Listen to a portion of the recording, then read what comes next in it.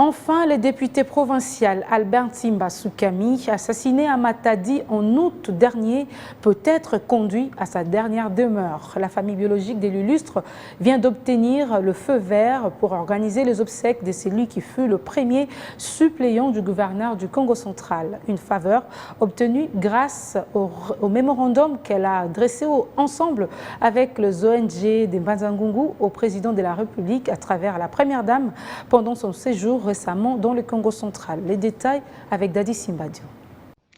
C'est ce mercredi 28 octobre que la dépouille de l'honorable Albert Ntimba Soukami Nzunzu sera conduite à sa dernière demeure dans un cimetière de la cité de Mbanza-Ngungu, fief électoral du défunt. En tout, la famille aura attendu pendant plus de 2 mois et demi avant d'obtenir finalement le feu vert d'organiser les obsèques de ce député provincial du Congo central, abattu lâchement par des hommes sans foi ni loi, non autrement identifiés, qui s'étaient introduits par effraction dans son domicile au quartier Ville-Haute-Bouima dans la ville portuaire de Matadi. C'était dans la nuit du vendredi 14 à samedi 15 août dernier, alors que ce fait président du groupe parlementaire PPRD et allié à l'Assemblée provinciale du Congo central venait de prendre part à une réception offerte la veille de son assassinat à la résidence officielle du gouverneur de province à Toumatouana, dont il fut premier suppléant au sein de l'organe délibérant provincial.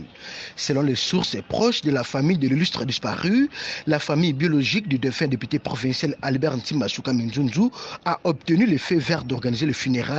grâce à un mémorandum adressé ensemble avec les ONG de la cité de Mbanza-Ngungu au président de la République à travers la visite de la première dame Denise Nekero Tshisekedi dans la province du Congo central, séjour au cours duquel l'épouse du chef de l'État congolais avait saisi l'opportunité de rendre une visite de réconfort à la veuve. Pour l'instant, l'air est aux préparatifs des obsèques dans le strict respect des mesures barrières de lutte contre le Covid-19 au sein de la famille biologique de l'illustre disparu, de l'Assemblée provinciale du Congo central et du gouvernement provincial qui s'apprêtent tous à rendre les derniers hommages mérités dignes du rang de ces fils de la province du Congo central dont le corps sans vie est gardé à la morgue de l'hôpital provincial de référence de Kinkanda.